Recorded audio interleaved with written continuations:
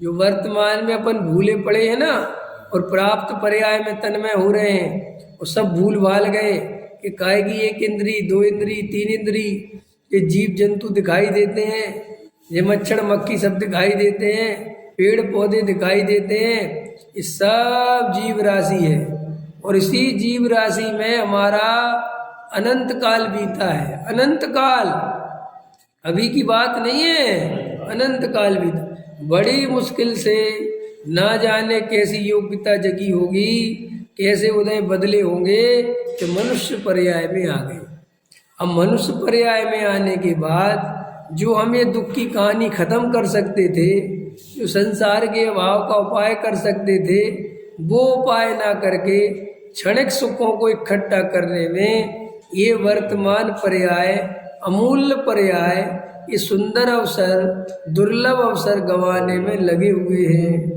अंदर समझ में आया? जरा जरा सी कसायों में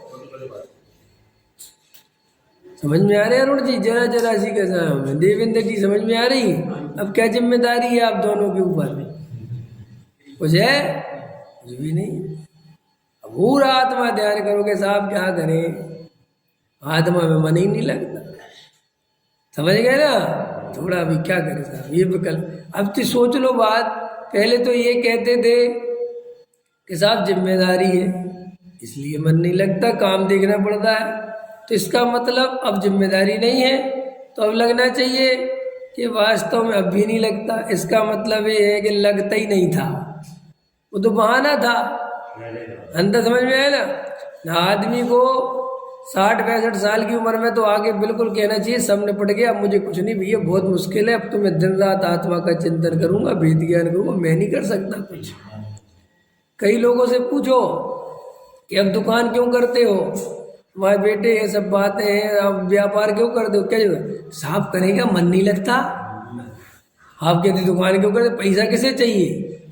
ख्याल में ना, कई लोग ऐसे पैसे नहीं चाहिए उनको, दुकान पे बैठे रहते हैं। अपन को कि आपको पैसे नहीं चाहिए तो आप बैठे क्यों रहते, बस क्या कर टाइम कट जाता है। तो भाई ये इसलिए आदत है कि जिंदगी भर मेहनत करी है, अब इतनी मेहनत करी कि अब बैठा नहीं जाता। इसलिए मैं कहता हूँ, मेरी पत्नी मेरे से कहती है तुम बहुत कम मेहनत करते, तो मैं उससे कहता हूँ कि मैं अभी से बैठने का अभ्यास कर रहा हूँ, बुढ़ापे में बैठना है 2-4 घंटा, तो मैं समझ गए ना, कुछ भी आराम करूं, लेटा रहूं, सो जाऊं, वो चलेगा, लेकिन व्यर्थ नहीं जाना, क्योंकि आदत नहीं डालेंगे अभी से तो फिर बाद में बहुत पछताएंगे।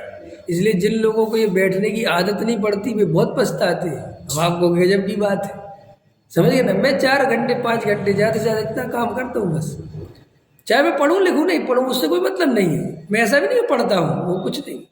लेकिन अभी अगर तुम अपने को लगाओ लगाओ लगाओ लगाओ सुबह 9 बजे से रात के 9 बजे तक पागलों की तरह, तो फिर जब तुम्हारा दिन आएगा कि बैठो, बस तुम नहीं बैठ पाओगे। क्यों? सरल है ना, जब जो काम जिंदगी भर किया है उसको अचानक से कैसे रोक सकते हो? इसलिए फिर तुम क्या करोगे? अब सुनो अरविंद जी, सुनो अरविंद जी, तुम्हें व्यापार से निवृत्ति दिला भी देगा तुम्हारा बेटा, दिला तो देगा ही वो, ये तो बात पक्की है। तुम नहीं लोगे तो भी दिला देगा, क्योंकि वहां तुम सीट पे बैठोगे, उसको तुम चुभोगे कि अब जे बैठे रहते हैं भे भे करते रहते हैं, अब मुझे अपने हिसाब से धंधा करना है, इनकी अपनी चल रही है, मुझे पीवीसी लगानी है जी अपनी बता रहे, अरे मेरा अपना हिसाब है ना, आप जाओ अपना काम करो। तो तुम्हें निवृत्ति नहीं भी लेनी तो भी ले लोगे। अब घर पे पहुंचोगे, घर पे है ही अपनी देवी जी, वो कहेंगे घर पे क्या कर रहे हैं, कुछ करो, तो तुम फिर मंदिर में आ जाओगे और फिर मंदिर में काम पकड़ोगे। अंत समझ आए? और मैं सबसे कहते फिरोगे अब निवृत्ति ले ली, अब बस मैं धर्म की सेवा करूँ। ये धर्म भरम की सेवा नहीं है, ये झूठ है, ये तो उस कसाई की पूर्ति है। ये लोग बुढ़ापे में आगे मंदिरों में चिपक जाते हैं, समझ में आए ना?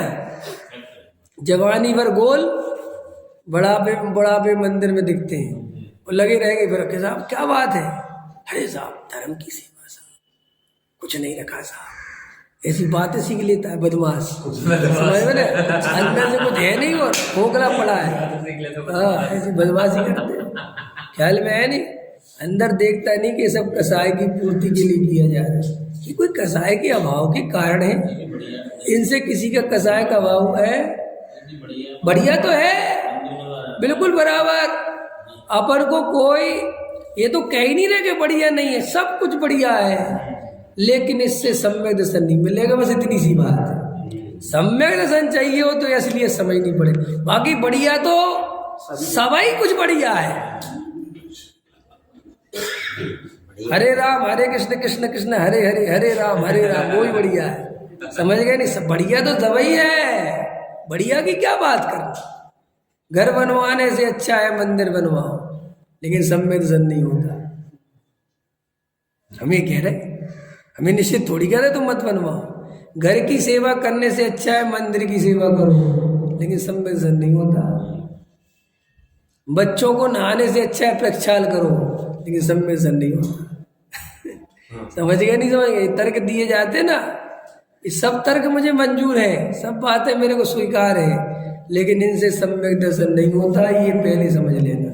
तुम्हें जो करना हो वो करो, वो तुम्हारी इच्छा। तो मैं तो ये समझाने की कोशिश कर रहा था कि ये जो अपन बैठने की आदत नहीं डालते ना, फिर ये बाद में तुम्हें जब बैठा दिया जाएगा ना, बैठोगे नहीं, फिर बहुत तकलीफ हो, बहुत तकलीफ। बेटा दुत्कारेगा तो तुम वहीं खड़े रहोगे। मैं तो देखता हूँ ना, बेटा दुत्कारते ही है ना, पिता खड़े, क्या करे, कुछ काम नहीं समझ में आता, करे क्या? वो बार बार कहता है शांति से बैठ जा। कहाँ से बैठ जाए? ये मास्टर जी, ये तो अपने इधर की बात है, देखा तुमने इसके कभी कभी गुप्ता के यहाँ ये जो पेंट बेचता है, ये अपनी गली के बाहर, देखो उसके कैसा बड़ा नेता था ना वो पहले, अब उसका बेटा बात बात पे डांटता रहता उसे। मैं कभी भी जाता इतना डांटता, मैं कहता भाई इतना क्यों डांटे तुम, शांति तो रखो। अरे कुछ बोल रहे तो अरे तुम्हें क्या पता भाई साहब, ये दिन भर का काम है, कभी किसी को कुछ बोलो, जबकि उसका सब बनाया हुआ। मैं देखता ये संसार का स्वरूप देखो तुम कैसे। मैं तो यहाँ कम रहा हूँ अभी तुम लोग तो बहुत पुराने सब, ये तो सब जानते ना कितनी पुरानी बात, क्योंकि मैं भी 13 साल पहले देखता था ना उसकी क्या चलती थी है। वहाँ पे जाओ उसके मदान वाले के यहाँ, समझ गए ना, तो वहाँ 3 पीढ़ियाँ बैठती हैं, 1 पीढ़ी 2 पीढ़ी तीसरी पीढ़ी। मदान उधर कृष्णानगर वो रजिस्ट्री करता है जो, 3 पीढ़ियाँ बैठती, उसका बाप उसका बेटा। अब देखो तो सारी जनता देखो, जो उसका लेटेस्ट बेटा है ना वाला तीसरी पीढ़ी, उसका इंतजार करती रहती है। वो भाई साहब है, अब वो बेचारा पूछता था मुझे भी तो बता दो, तो कोई काम नहीं। और जो उसका बाप है वो तो बेचारा कुछ बोलता ही नहीं। मेरे को इतनी हंसी आती है, मैंने कहा ये भगवान जगत का कहीं ऐसे ही स्वरूप है क्या? मुझे भी ऐसे ही दिन देखने पड़ेंगे? ये समझ में आया ना, मेरे को बड़ा वो लगता है भाई है। ख्याल में है कि अरे ये मोह की महिमा है, क्यों नहीं देखना चाहूँ तो नहीं देखे, जो अभी तत्व निर्णय करे वो बिल्कुल नहीं देखे। क्या देखना, तू चला मैं चला, मैं तो वैसे ही भाव का नाश करने के उपाय में लगा हूँ, तेरा यार टाइम बर्बाद थोड़ी करना। मैं ये निर्णय करो, ख्याल में आए ना, ये जब तक तुम्हें अंदर से ये आत्मा की बात इतने हृदय में जा, देखो भाई अत्यंत करुणा पूर्वक ये बातें कही जाती है, किसी को नीचा दिखाने के लिए, हंसी बनाने के लिए, किसी पर कटाक्ष करने के लिए मैं ये बातें नहीं करता। मैं तो सिर्फ तुमसे इसलिए कहता हूँ क्योंकि भाई साहब बिना सुई चुभाए कांटा नहीं निकलता। जब तक हम सच्चाई नहीं बोलेंगे तुम सच्चाई सुन के भी नहीं समझ पाओगे। मुझे उन्हीं शब्दों में बोलनी पड़ेगी जिनमें तुम्हें चुभे, जिसमें तुम्हें समझ में आए। ये लोरी सुनाने का काम बंद कर दिया मैंने, इसलिए मैं थोड़ा सा ऐसी बात सुनाता हूँ जो तुम्हें अंदर से चुभे के कहीं तो सही बात थी, अंतर समझ में आया ना।